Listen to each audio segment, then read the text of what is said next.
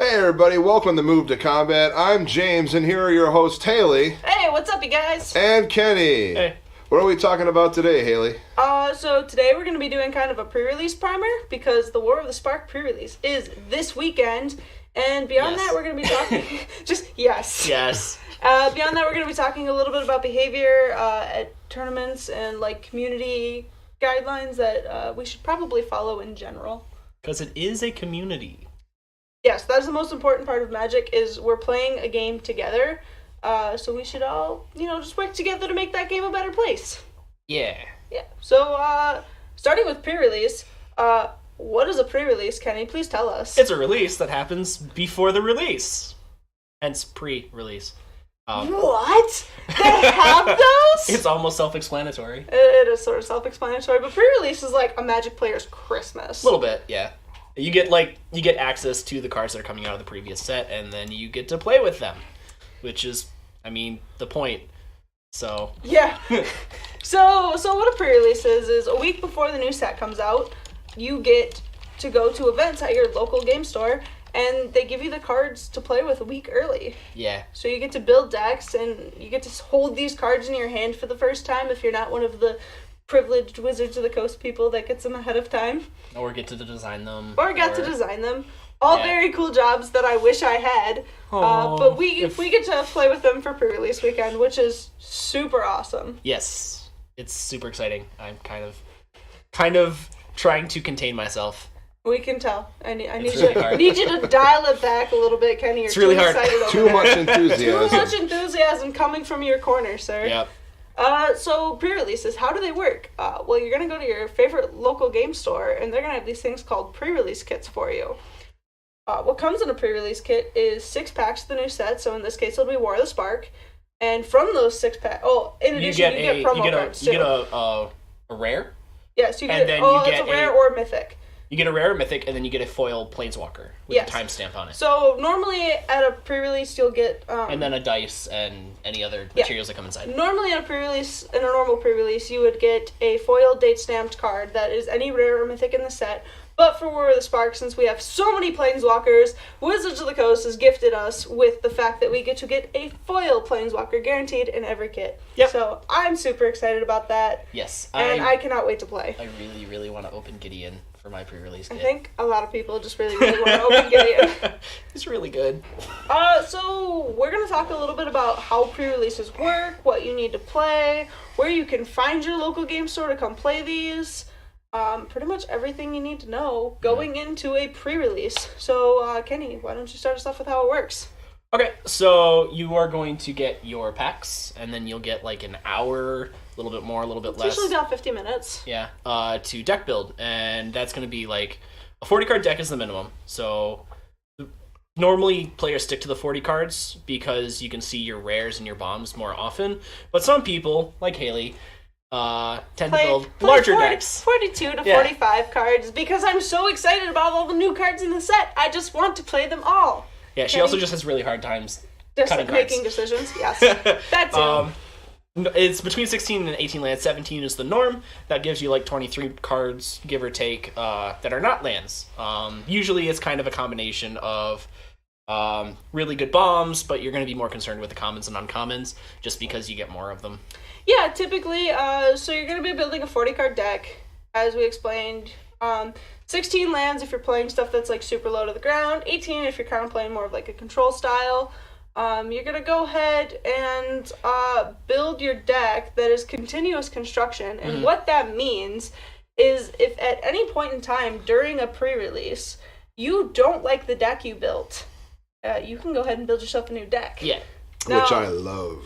Yeah, it's a lot. You can do a lot of trial and error. Because I have no luck when it comes to any draft or sealed format. If you find a specific strategy is not working for the cards that you picked for your deck, you can adapt it to a different strategy.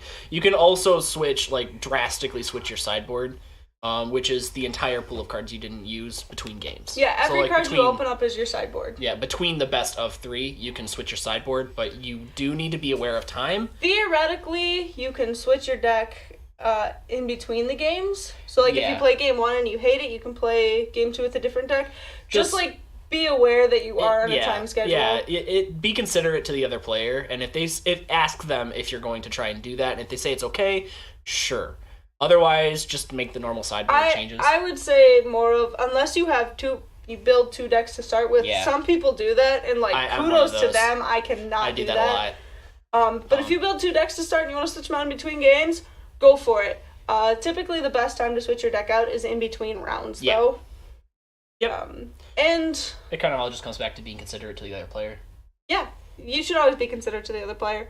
But a cool thing about pre-release too is, like I had mentioned earlier, every card that you open is in your sideboard, and every card that you open is playable. So normally in Magic, if you get 4, you can only play up to 4 of a card in a deck, with the exception being basic lands.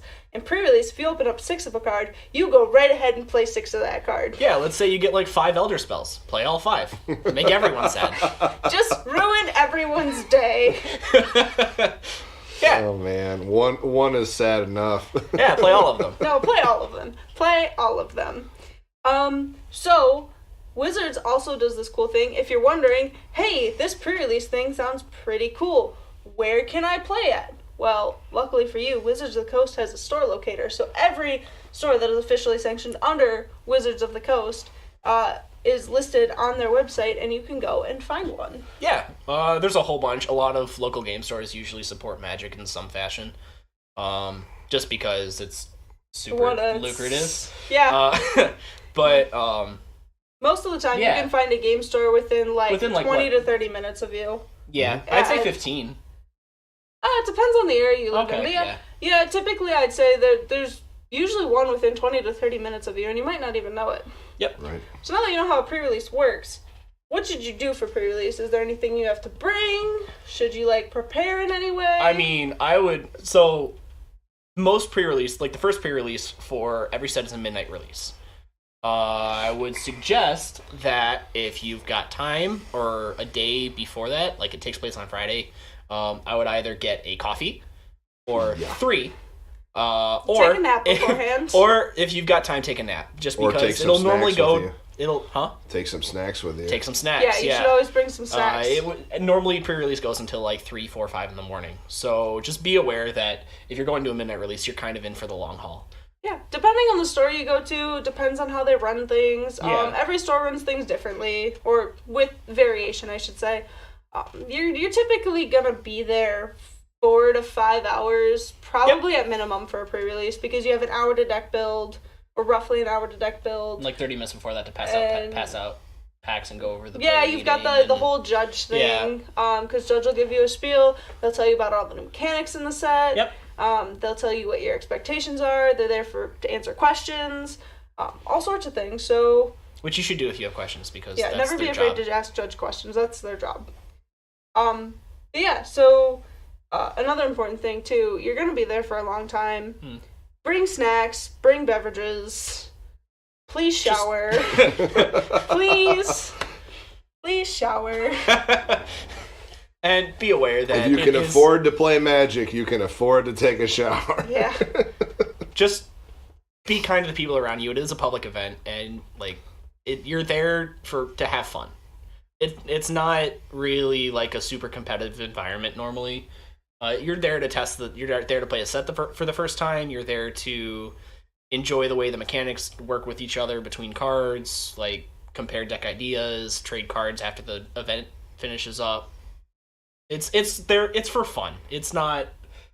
Just be aware that it is for fun. Yeah. So brand new players shouldn't be afraid of doing a pre-release. Oh, absolutely not. It's the best time to get into the game. Yeah, exactly. Pre-release is one of the best first tournaments you could ever do as a Magic player, because everyone is pretty much on a level playing field. So it's what's called limited deck building. It's a sealed event. So there's no person that's seeding their deck. You get 6 random packs, and you have to build your deck from that. So everybody's kind of on the same level. There's no person that's I spent $400 on this pre-release kit, I'm gonna win it all. And deck building can be collaborative if you've got friends that you came with. You can double check with friends. Like if you have your time, buddies out. If you have time, you can double check with your friends to see if what you're doing seems like a good idea. You can also play test a little bit if there's still like a little bit of time left. And in general, your Magic community should be helpful enough so that other players want to help you succeed, so that they get challenged at a higher level too. Yeah. Yeah. In addition, we already talked about snacks and beverages and stuff to bring with you. You should also consider bringing, but you don't have to, sleeves for your deck. Yep. You're building a 40-card deck. Sleeving just kind of makes things easier on you as a person. Yeah. And if you don't have sleeves, normally the store that's having the event sells them. A lot of stores will run sales on their sleeves. Not all of them, so don't come at me. And usually a cheap deck box or a decent deck box to store your cards. You're actually provided a box. Oh, that's right. I forgot. Yeah, you get the box that your kit comes in. It should all fit in there. And you get a life down. A spin down life counter. Yeah, to count your life in there as well. So you don't really have to worry about dice. But if you want to use a pen and paper instead or an app, you can do that. If you have a deck that has a lot of counters, you might want to bring some dice. Well, you're not going to know that. You're not going to know that until you're playing the deck. So, but I mean, playmat if you want. Yep. Pretty much anything you would just bring with you to play a game, you can feel free to bring it to a pre-release for the most part. Sky is the limit. Yeah, it is fun as you make it. Just be aware that, especially if you're going to a large event, you're going to be carrying that stuff around with you for 5 hours. So don't bring the kitchen sink. Just keep it confined to like a little string bag. If you bring a string bag full of stuff, you got your deck, your dice, your playmat, your sleeves, your snacks, you're golden. Yeah. Your deodorant. Please bring deodorant, or just wear it. Just wear deodorant. Yeah. Do us all the favor. Yeah, just take care of yourself, guys, please. One of the most important things to talk about when talking about pre-release, though, is people don't always realize that with the fact that you only get 6 packs, you're predominantly going to be dealing with commons and uncommons as opposed to rares. So, like, the rares and mythics are super cool, but you're probably not going to be playing as many of them as you think you are during pre-release. You're only going to be seeing, in this specific pre-release, 8 rares or mythics. Any combination of those.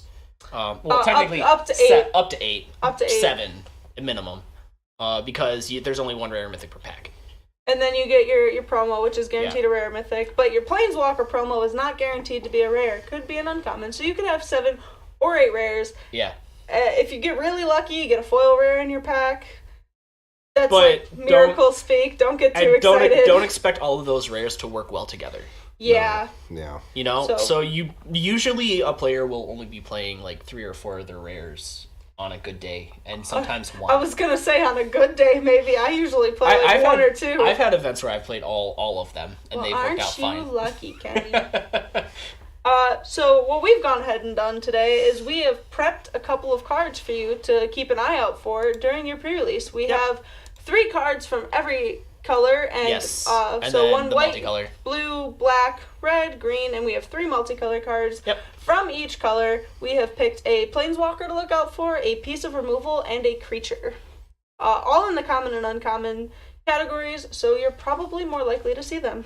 Yeah. So we're going to start off in white. We're going to take a look at the Wanderer as the planeswalker. Now, this is in your uncommon slot, and there's a planeswalker in every pack, so it's fairly reasonable that you'd see the Walker. The Wanderer. Or the Wanderer. I knew what I meant to say.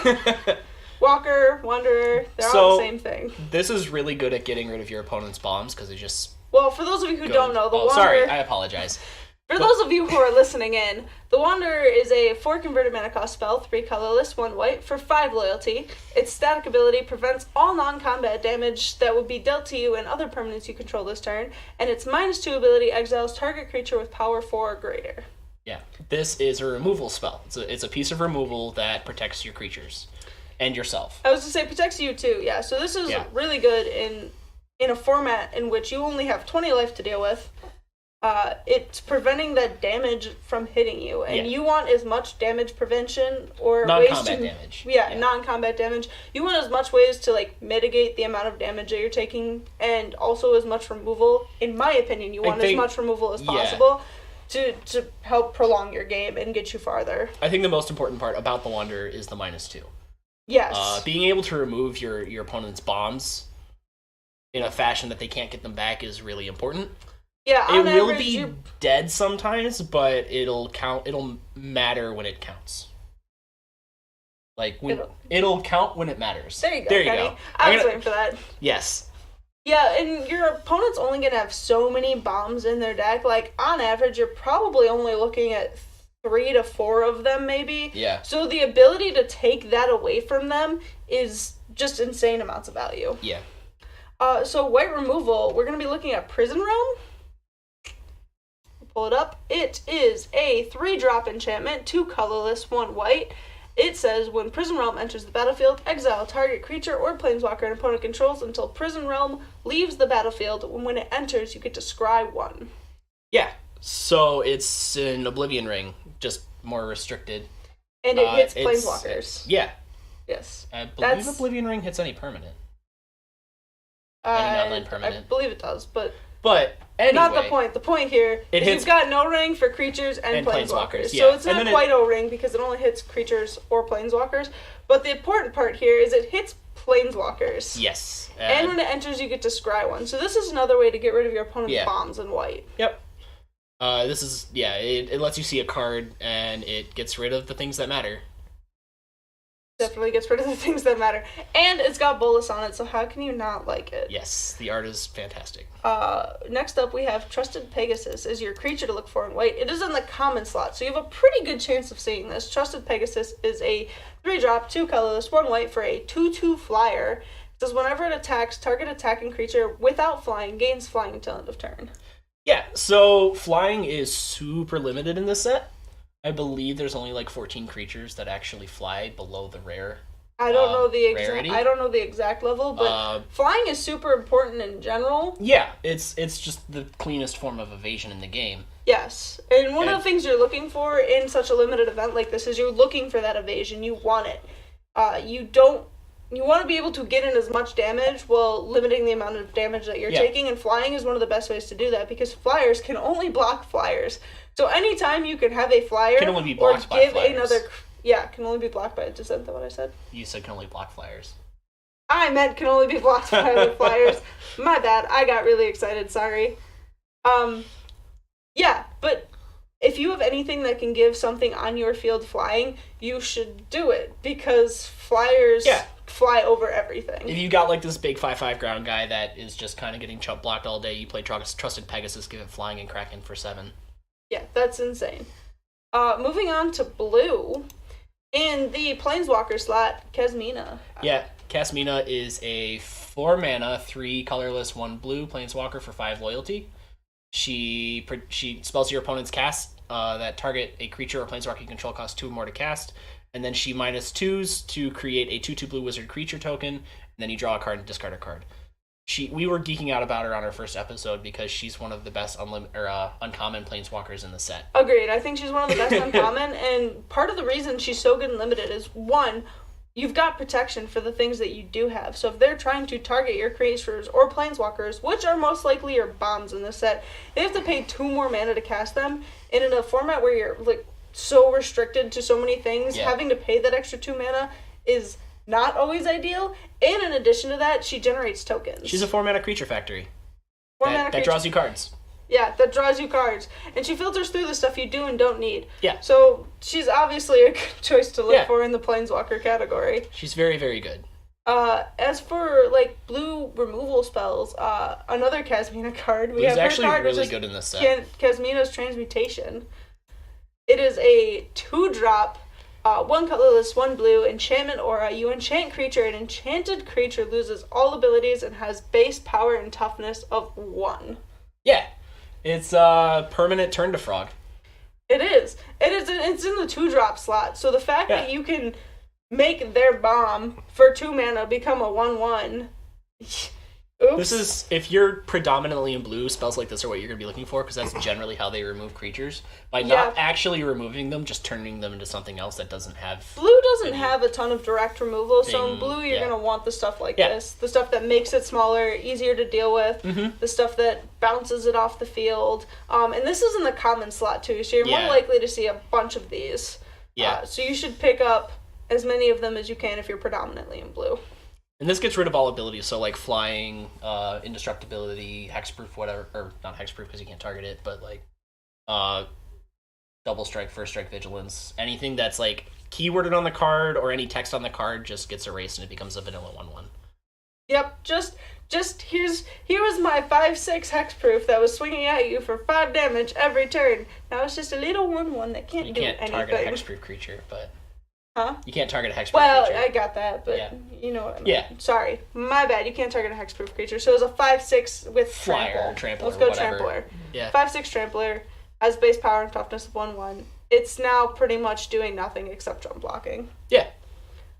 So then creature-wise in blue, we're going to be looking at Avon Eternal.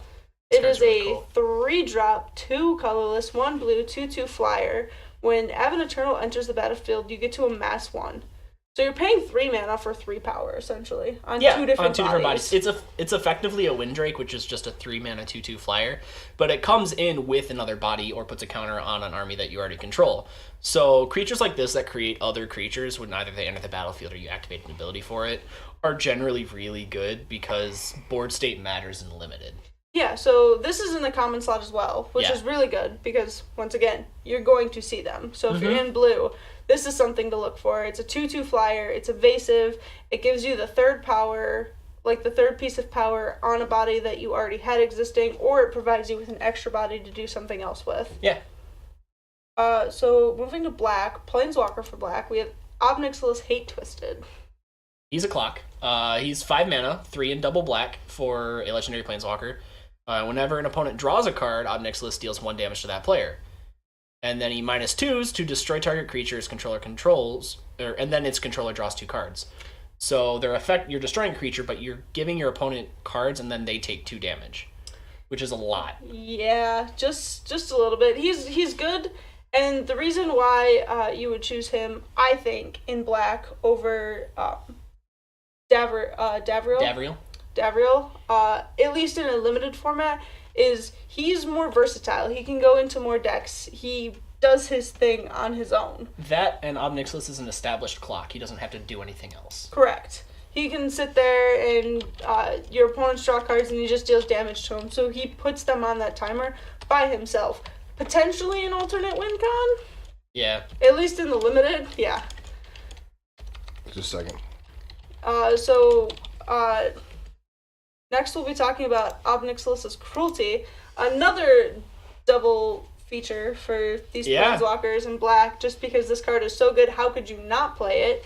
In limited is a really good kill spell. Yeah, it's a 3-drop, 2 colorless, 1 black, at instant speed. Target creature gets -5/-5 until end of turn. If that creature would die this turn, you get to exile it instead. In the common slot. 3 mana, I'm done with that. Moving on, have a nice day. Yeah, it effectively works as a murder, except it exiles the creature instead of just sending it to the yard. Like anything smaller than 5 toughness just gets exiled. Well, it works great against bombs too, because if they've got something that's bigger than a 5/5, you trump it with something small, and you still deal the extra damage because it's at instant speed. So it gets rid of a threat permanently. It's gone. It's done. And it does minus power, so it drops the damage it deals as well. Yeah, potentially. Depends on what you're doing with it. But yeah, this is very versatile in the common slot. Lots of stuff you could do with it. Yeah. It's super splashable too. Super splashable, yeah. With only 1 black in its mana cost, you could put it in pretty much any 2 or 3 color deck that you're playing. Creature, we've got Herald of the Dreadhorde. Yeah, it's another creature. It's 4 mana, 3 and a black for a 3/2 zombie warrior, which is super important. And when Herald of the Dreadhorde dies, he amasses 2. So it's a creature that gives you another creature. It's a creature that replaces himself when he dies, and that's super important because they're wasting 2 spells on 1 card. And that's going to give you so much advantage out the gate. He's a 4-drop for essentially 5 power when it boils down to things. Yeah. So he replaces himself when he dies, and that in itself is just... It does what it does. There's no way to explain it. It's always going to be a 2-for-1 unless you're chumping with it. Always going to be a 2-for-1. And even if you do end up chumping with it, you're still getting the extra body once it leaves. So just continues to give you value, even into like a later game. Moving on to red, Tybalt, Rakish Instigator. Now, if you remember from our first episode when we talked about Tybalt the first time, I am still excited about him. This card's really good. He's still really good, and in the limited format, even better. The standard community's been blowing up about him for mono red. He is a 3-drop Planeswalker. He is 2 colorless, 1 red for 5 loyalty. His static ability is your opponents cannot gain life, and his -2 creates a 1/1 red devil creature token with when this creature dies, it deals 1 damage to any target. So not only is he generating tokens for you, but if those, like, even if you're just using them as chump blockers, when you chump block with them, they deal damage. Yeah. So these creatures that he makes will kill a creature with at least 2 toughness if you want them to, or you can just sling them at your opponent or any planeswalker they have in play. The can't gain life isn't as important in the limited format. It's not as important as limited. It's more so the creatures that make him so good. Yeah, and especially when you compare him to the other red uncommon planeswalker, because you have Jaya, he, 1, is cheaper. Yep. And 2, he just kind of does more to progress your board state. He can fit into a lot of different things, so he's more splashable, as opposed to just like Jay might have to go a little more in on the red category, whereas him, you can throw him into like any red color combo deck because he's not taxing on your mana. He comes out early, he's making dudes, and those dudes are dealing damage. Yeah. But because we didn't pick Jaya as the Planeswalker, we did pick her card as the removal piece to look out for. We have Jaya's Greeting.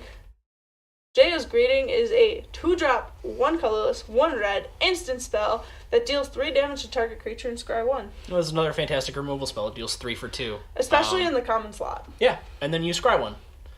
It just She's giving you that card advantage, wheeling through your stuff. She's, dealing 3 damage to target creature. There's your removal. Instant speed removal at that in the common slot. Very possible that you'll see 2 to 4 of these. Keep this in mind if you're looking at red removal spells. 3 is kind of the magic number for limited because it hits basically everything except for bombs. Yes. Dealing 3 damage to something is about the amount of damage that you want to be dealing in the limited. Because, like I said, a lot of 2/2s, 2/3s. Yeah, when you're dealing with the limited format and you've got you're dealing with 2 to 4 bombs in the average deck. Yeah. You're hitting almost every other creature in the deck. It's gonna be good, and it's gonna progress your state even further. And then we have our red creature, Chain Whip Cyclops, once again in the common slot. This guy is a little bit later game. He is a 5-drop, 4 colorless, 1 red for a 4/4. However, late game, he does you a lot of good because he has an ability that says if you pay 4 mana, 3 colorless, and 1 red, target creature can't block this turn.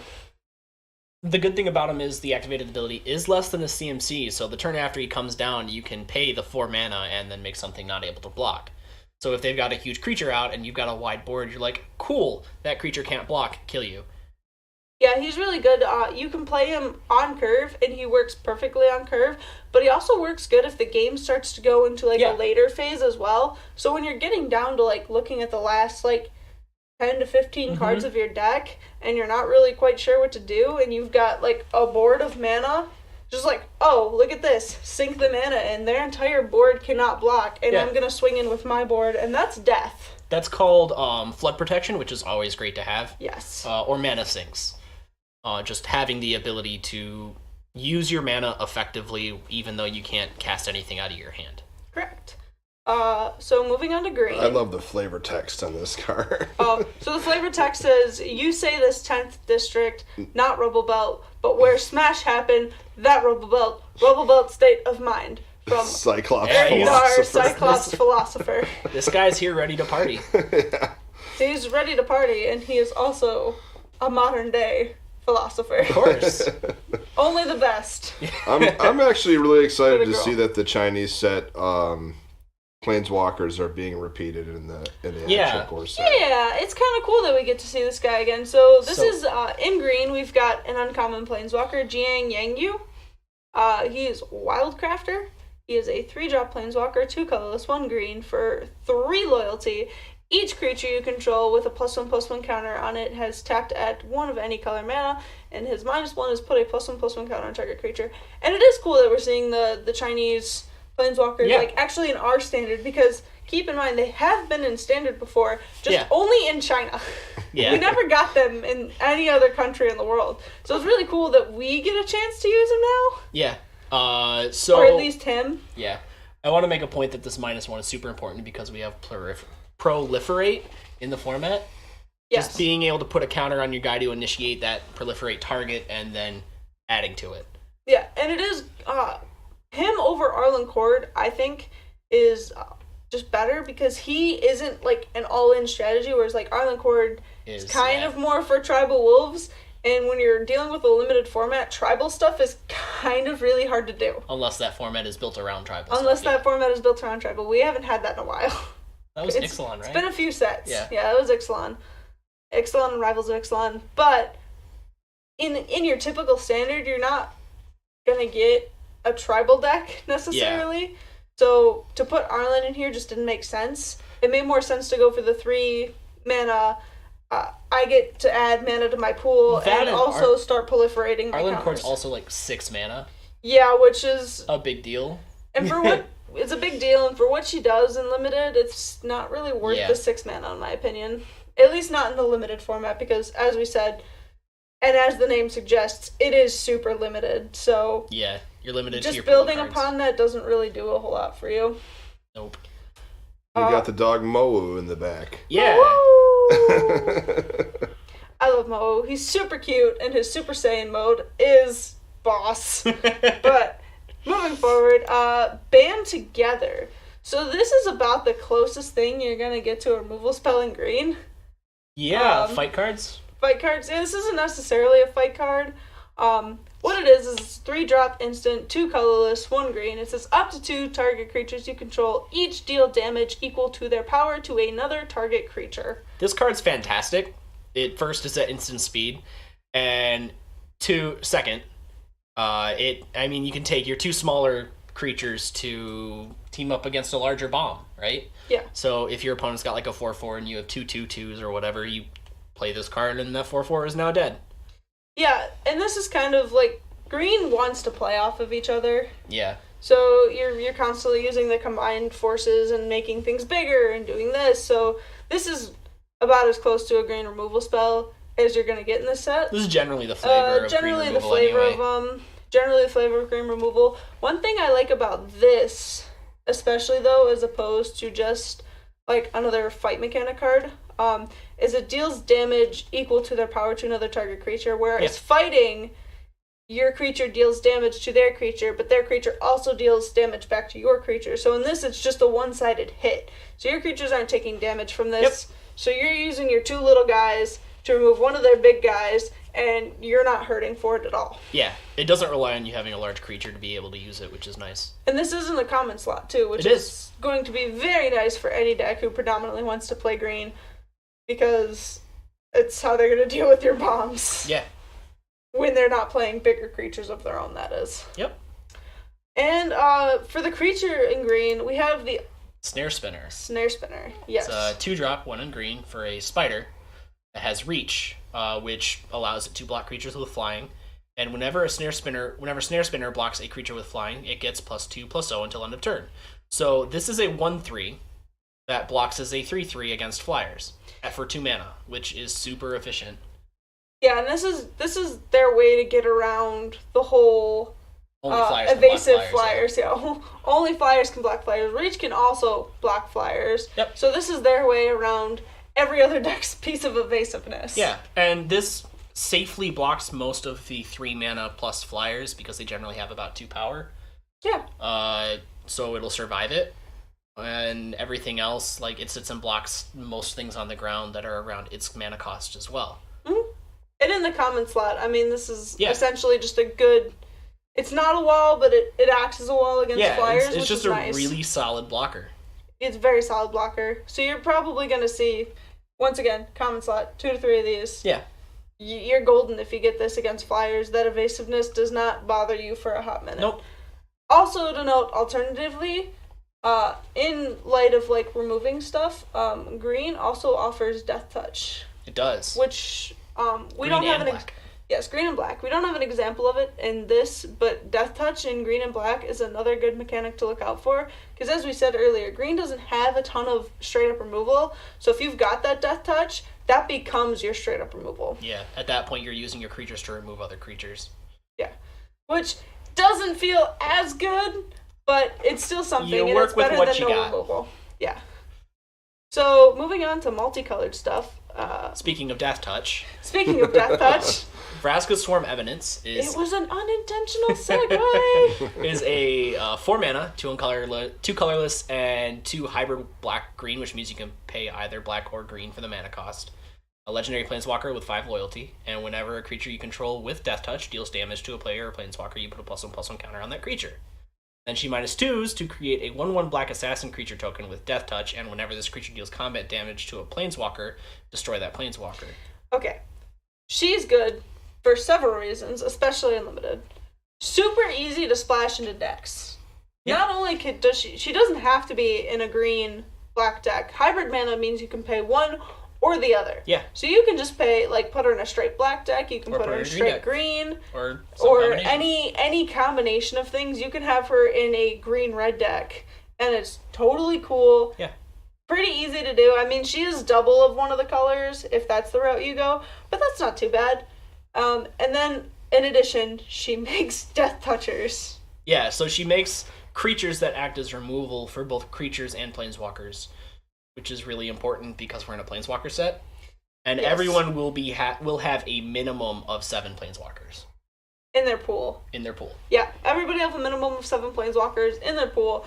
Chances of you seeing a planeswalker at this pre-release are pretty good. So if her creature that you're hitting the planeswalker with one of her creatures, the 1/1 Death Touch, you are just flat out destroying that planeswalker. Yeah. And that adds so much value because that's like, here's your little 1/1 body coming in to just slam out And your win condition. a lot of these uncommon planeswalkers have like 5 to 7 loyalty because they Typically, don't most of them have 5. because they yeah. don't plus, right? Correct. So that's a lot of creatures you're slinging at that planeswalker to kill it if it's not making creatures to protect itself. Mm-hmm.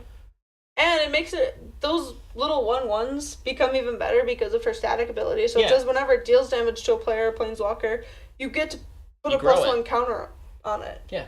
So you're growing that little token that you had, and you're just making it bigger and better. And the beefier death touching creature you have, Yeah. the it better just off you keeps- are as a Magic player. Yeah, those creatures kill other creatures and planeswalkers. The creature she makes double as removal Yes, very which efficiently. is very important. Yes. As once again, is very important in limited. Yep. So as our multicolor, like the piece of removal that we chose, is called Despark. It is a 2-drop instant, 1 white, 1 black for an uncommon, and it exiles target permanent with converted mana cost of 4 or greater. And this is just another good way to deal with their bombs in a different set of colors. Yeah. So white black has always been fantastic for removal. This is the 2 best removal colors combined together because they're best friends that way. That works. Explaining it like that, yeah. Yeah, they're just good at getting rid of things that they don't like.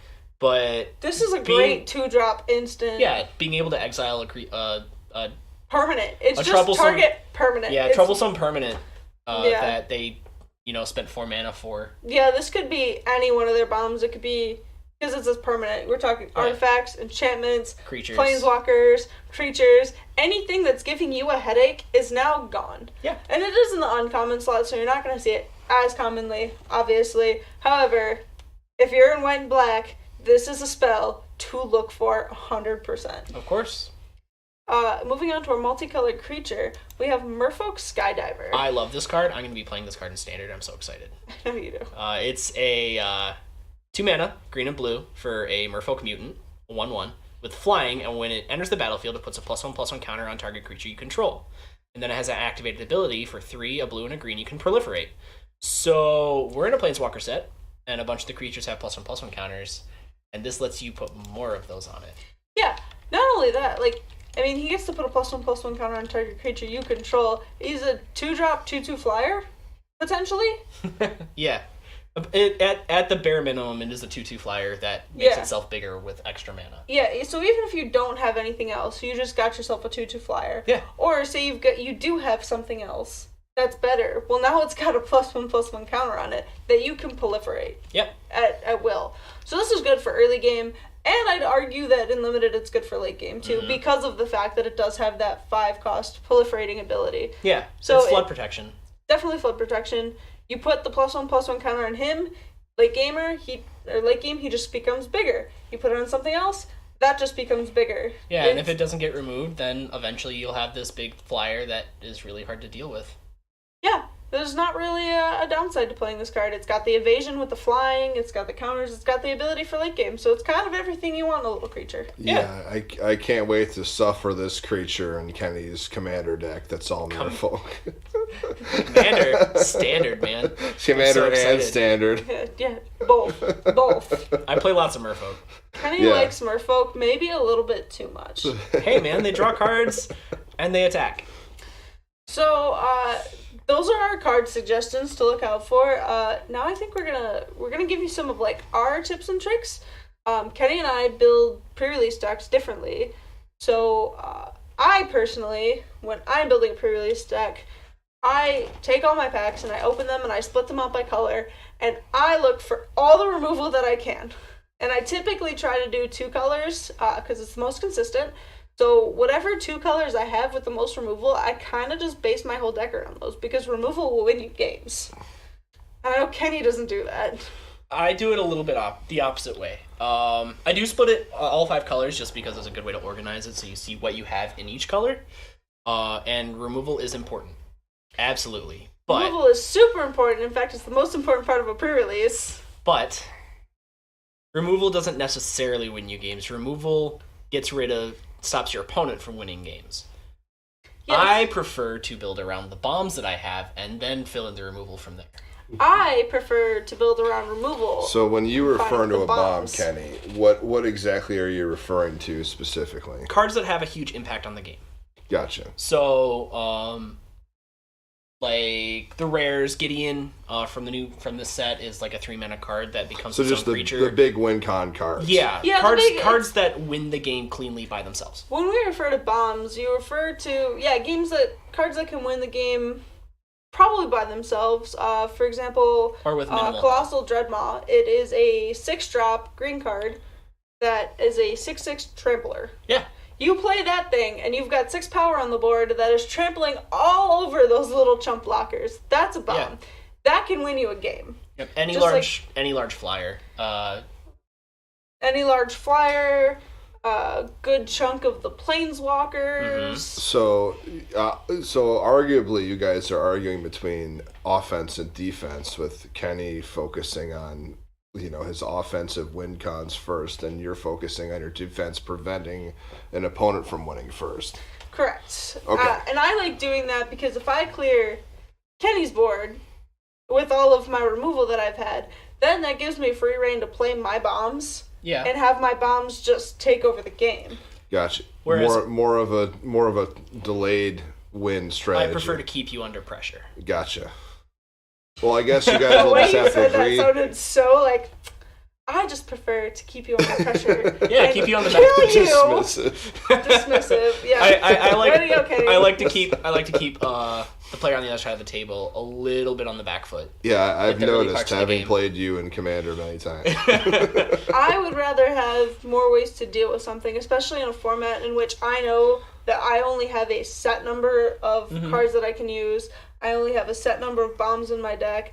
I would rather do everything I can to prevent you from having your bombs and then having my bombs take over the game, as opposed to just like, here's my bombs, deal with them. And then it's like, oh, you dealt with my bombs, now I die. Since it's like, I'm going to deal with your bombs, then I'm going to play my bombs. Since there's more removal in specific colors, does that make specific colors better to play in a limited Not event? Necessarily. No. And I will say no, because as I mentioned earlier, when you're playing limited, everybody's on a pretty even playing field. So even, we talked about cards in common and uncommon slots, but there's no guarantee that you're going to see those cards.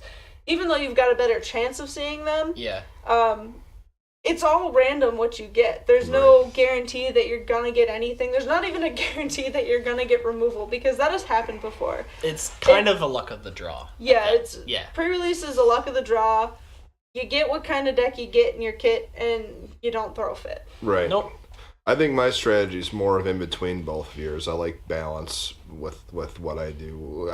I think about it from both ways and try to figure out which way is more efficient for the deck. So I think both your strategies are equally valid. It's just me. I'm not going to pick a side in this fight. You can see him trying to mitigate the damage between the two of us before we go to each other's throat about whose method is better. Dangerous notion. I think you're both right. I think it comes down to the player's choice, and I think with mine, I try to take every possible strategy I can do and figure out which one is the most fun and the most effective for what I got. Oh yeah, no, for sure. So when you're playing limited, obviously it's going to come down to what you get in your pool, what kind of player you are, what you like to play, what you have the cards to sustain. There's so many factors that go into building a limited deck. I just usually recommend that for new players who haven't played before, they start with the removal thing, because you can't always explain to them all the different archetypes of creatures and what they do and the different synergies. Right. You can't explain to them that anything that does damage is a good thing. Right, because ultimately you gotta get that life out of the way to win the game. I think ultimately you play what you're most comfortable playing. Mm-hmm. Yeah, and what do you think you're gonna have the most fun playing? Yeah, of course. Pre-release is meant to be fun for everybody. It's a game, guys. It's for fun. It's not even just like pre-release is the fun event. Like there are some events where people get competitive at, and being competitive is a whole different topic, but when you're playing a pre-release, the point of pre-release is not to be like uber competitive and in everybody's face and crushing them with your $400 deck. Yeah. The point of pre-release is everybody's getting to play these new cards for the first time, and it is supposed to be a fun experience. It's supposed to be fun. It's supposed to bring new players in. It's supposed to bring old players in. It's just a night where everybody gets together and hangs out after taking a shower. So now that we've heard like what just gonna leave important that point point taking at a shower. the end of that. We're So just now- gonna break now that that we've- down one more time. Now that Please we've take a shower. heard your guys' general advice for strategy, what can we do etiquette and behavior wise as players to make it a more welcoming environment to everyone? It all comes down to being considerate, really. Be respectful, be considerate, more in depth. I mean, Well, One of more in our depth. viewers says, "What if I want to crush someone with my pre-release deck before taking a shower? Well, you know, you want to get all that blood and guts off of you." Yeah, that. Yeah. well, if you want to do it before taking a shower, please go to a game store that I'm not at, because it gets smelly. You're talking about It's like 30 people. Generally. You're talking about 30 to 40 at your average game store, 30 to 40 people in a confined space. And this time of year, we're still juggling between, is it hot? Is it cold? We don't know. So Right. the heat's probably on, especially at night, because it gets colder at night. And people get smelly and sweaty, and please just put on deodorant and take a shower. Save everybody. I know A bit of a headache, you think I'm making a big deal about this, and I am. Because it happens every 3 months. Well, I go to a lot of It's conventions, everywhere, and I gotta say, like they broadcast that on every single. No, you can't shower at the shop. We do not provide showers. Shower before you come to the shop. At every please. single convention pamphlet I've ever seen or booklet, it's like, please shower. First thing they say. Well, it's really bad that we even have to say this at this point in time in the game. I feel like most average human beings should have some sort of sense of personal Some hygiene. So please, don't make us keep saying it. Just be a good person and wear some deodorant and take a shower. So etiquette and behavior rule number 1: wear deodorant and take a shower. Just take care of yourself, guys. Just be considerate to everybody. But no, really, the big idea here is to be kind and considerate, or at least, at the very least, be considerate and respectful to everybody that you're playing with. Yeah. Etiquette, I mean, there's a lot of little things. So, you have to remember, not only at pre-release, but in any Magic event that you go to, we're all there to play a game and have fun. I understand some events get more competitive than others. Some people are doing it for various reasons. But realistically, we're all just there to play Magic. It is a game. It is a game. You should. I enjoy the competitive scene, but not everyone does. Yeah, and it doesn't matter if it's a competitive scene or not a competitive scene. Yeah. You can be respectful to another human being. It doesn't matter what setting you're in. an important thing, especially new players don't always understand this, but even returning players don't understand this. You can take your time and do things carefully and thoughtfully while not holding everything up, whether it be purposefully or accidentally.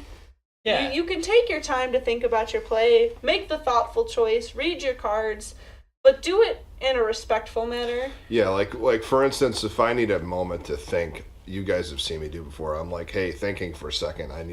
I'm not stalling the game. I'm just let the other player know I'm not stalling. I'm not waiting for time or still doing anything. I'm like, hey, I really need to think what I'm doing through, and that's just a nice thing to do. And there's a couple different habits that boils down to as well. I generally, what I do is I take the time during my opponent's turn while paying attention to what they're doing, reading my cards, and kind of coming up with a couple different plans that I can go about, because the cards don't change really in your hand until you draw your next card. Yeah. So you can have like plan A, plan B, plan C in case they do this, this, or this. Yeah, it's just like chess where you see a couple moves ahead.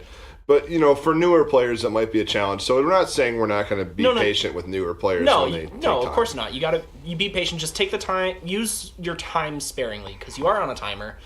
And you have your opponent's turn as well to read your cards.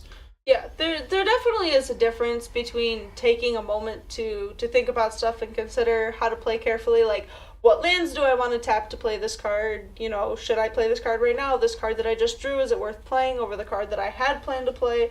It's okay to take the 30 seconds to a minute to think about your turn and what you're going to do, but you do, once again, still have to be considerate. Right. You're on a timer. If you're purposely drawing things out and slow playing, we can tell.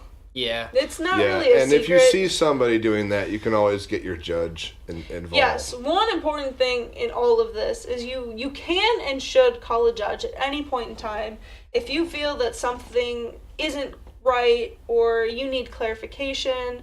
Judges are there to help you. They're not there to hurt you. It's their job. Their entire job is to help you. Yeah. Their job being there as a judge is to clarify rules for you. It's if somebody's acting particularly rowdy and obnoxious and just being outrightly rude, if they're purposefully making misplays and you can tell, or if they're telling you things work one way and you don't think it works that way. Yep. You can always call a judge over, even if it's just you don't understand how a card works. It can be any question. That's what judges are there for. The judges, contrary to popular belief, want to help you and want to see you succeed. So they're not ever going to call you over. They're not going to call you and be like, wow, that was the stupidest question I've ever heard. Don't ever call me again. No, I ask dumb questions all the time. They'll take the time to explain it to you and make sure you understand what specifically is going on. There's a Japanese idiom that I live by. It is better to raise your hand and ask a question and know a moment's shame than to not ask a question and know the shame of a lifetime. So if you don't know something, just ask, in life and in Magic. Yeah, like they're more experienced. No one's ever going to fault you for being ignorant. If you're a newer player and you have questions, don't be afraid to ask the judge. Ask more experienced players. Even if you're an experienced player, don't be afraid to ask the judge. Sometimes you just need a refresher. You haven't seen, like, the proliferate mechanic. They're going to explain to you how it works at the beginning, but if you've never seen the proliferate mechanic, or it's been 6 years since you've seen the proliferate mechanic. It's been a while, yeah. Sometimes you need a refresher. Nobody is going to fault you for asking that question. It's perfectly okay to ask that question. Another thing we all can do is have some respect for the people we're playing against. Like, say hi. Ask them what their name is. Thank them for playing with you. Shake their hand. Shake their hand. Be a good sportsman. Yeah, exactly. It's just good sportsmanship in general, I think, is a rule that everybody can follow. Not even just the Magic community, but, like, just be polite. You don't have to, like, sit there and talk to them through the whole game, but if you sit down and introduce yourself, say, hi, and you just might make friends. You might make friends, but even it just goes beyond, like, having a general respect for human beings. It doesn't matter if the person's been playing for all 26 years. It doesn't matter if the person just picked up a deck for the first time yesterday. It doesn't matter if you're a boy, a girl, anything at all. Like, you're playing against another person. We're all sitting there and playing Magic. You can't discredit something or devalue something that somebody else is doing just because of a specific reason. Yeah, just avoid putting people down if you win or lose. as well. Like, just be considerate and respectful of other. It just keeps boiling back down to that. Listen, it boils down to it's a game. Yeah. Sometimes you're gonna win, sometimes you're gonna lose, and it's perfectly okay to be excited about winning. It really is. But like, don't go like, "Ha! I beat you! I beat you! You've been playing for 15 years, and I just started playing a year ago, and I won, and you suck!" and da da da. Like, there's no need for that. Like, you can be excited that you won, but like, still just yes, basic decency goes a long way, especially in this game. And obviously, sometimes if you lose, you're gonna be upset. And if you're an older player and lose to a newer player, this is something I have to repeat to myself because I'm still trying to learn it. Be a good sportsman, especially a good loser, because they are just learning to play. There is something to be said for learning to lose gracefully. And like, yeah, it's okay to be upset that you lost, but don't be like, "Oh, I can't believe I lost to this person. They've only been playing for 10 days. They're shit at Magic. They shouldn't have won. They only won because of this reason or that reason." There's no room for that here. A win is a win is a win, guys. Winning is winning. It doesn't matter if it's by an inch or a mile. Fast and the Furious. Great wisdom. I think something that people don't always realize as well, you are just as responsible for this community as everybody else within it is. Mm-hmm. You should do your best to create the community that you want to play in. So it's not just the tournament organizer's job. It's not just the shop owner's job. It's not just Wizards of the Coast job. It's not just the judge's job. It's not their job. Like, you have to help them. They're ultimately only so many people. Like, a judge is only one person. They can't keep an eye on 60 people all at the same time. Right. They need help. So if you see something that's happening that you don't agree with, you think somebody is being outrightly rude, like, you don't even have to say anything to them. You say something to a judge, say something to the tournament organizer. But you have to help police just as much as everybody else does. Or interject, and just be a human being. Be aware that it is a community. That's the biggest takeaway, I think. The thing... And community's kind of everyone's job one to of the things interact with. One of the things we wanted to bring up is not to discredit anything anyone does and don't devalue in them. And I think one of the biggest examples of this is if you see a new player make a horrible play or a bad mistake, don't criticize them or laugh at them. But what I would do is at the end of the game, as a more experienced player, I'd be like, "Hey, maybe back on this turn, if you would have done this a little different, you would have been in a better position." To help them become a better player. You're right. Like, not every player does that, and some people might. You got to read the room. I mean, some people are going to be salty and don't want you to. They don't want to take that kind of criticism. But the people the new players are like, "Hey, I'm new. Please help me."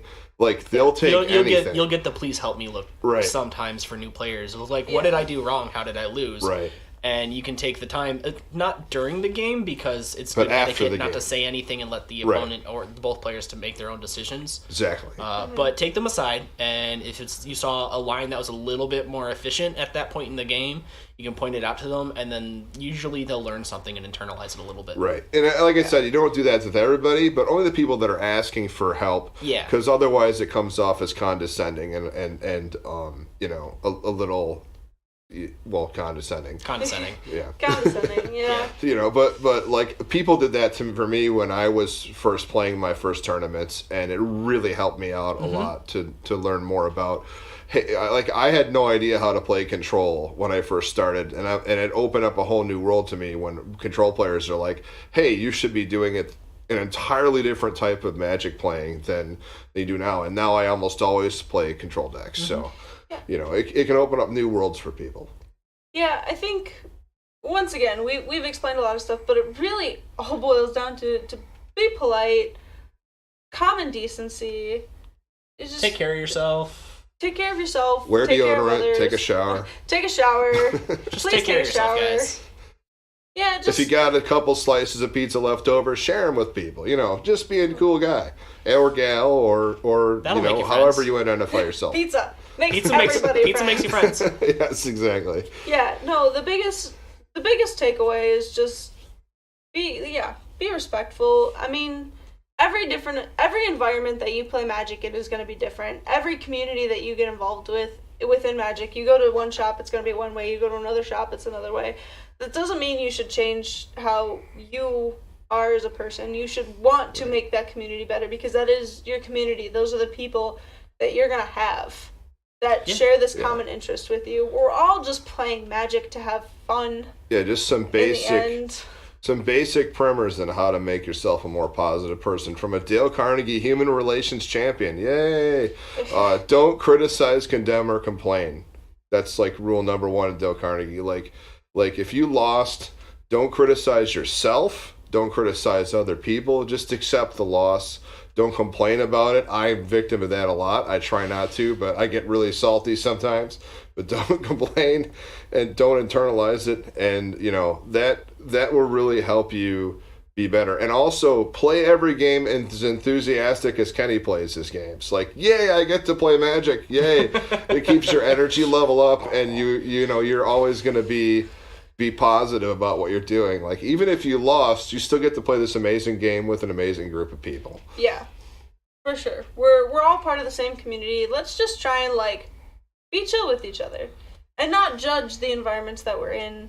I mean, obviously, there are some places where you would go to play Magic that people would consider to be, more casual. Being a place that's more casual doesn't mean that place is any less worth playing Magic at. It just means they're a little bit more relaxed in their attitudes. Casual does not mean they're not following rules. Casual does not mean that they're playing incorrectly or they should be playing incorrectly. Or that they're inferior to or that they're inferior to anything else. Just as if you were to go to a store that's considered hyper competitive, they're just more focused in on the game that they're playing. Obviously, it's a different type of room, but it's not better or worse than any other place you're going to go play Magic. Right. It's just different. It's just different. And that's something that I think would be beneficial for everyone to hear, not even just for Magic, just to games in general. Because some game shops that you go to, 90% of these game shops have games other than Magic. Yeah. So, just general rule for all games that you want to play. Just kind, courteous, keep an open mind. Respectful. Yeah, I think that's all great advice. I think that pretty much sums up what we want to talk about today. Yeah, that's about the gist this was Move to Combat with your hosts Haley and Kenny. We broadcast every Wednesday at 8 p.m. Eastern Standard Time. I can talk, I swear. On Twitch TV/Move to Combat. You can always tweet us at @tocombat or email us at movetocombatpodcast@gmail.com. If you liked our intro music, you can find it at soundcloud.com/James Scheib, Shaieb. That's me. And I make all of our original music along with our vocal guest, Ron. So if you want to check that out, check it out. We have a sister podcast called Brave Yet Stupid. That's at Twitch TV/Brave Yet Stupid. That's a role-playing game podcast. So if you're interested in role-playing games, check that out. Anything you guys want to add? Next week, we will be going over legendary creatures from the set that we find interesting and for Commander. And kind of doing little mini deck techs for them. Yeah, it's going to be kind of like a mini War of the Spark Commander episode. We're going to be taking some of the legendary creatures. I'm looking forward to that. And giving you an idea of how we would go about building those decks. So, awesome. Hope to see you next week. Thanks for tuning in this week, and we'll see you next time. Thanks for watching, everybody. See you next week.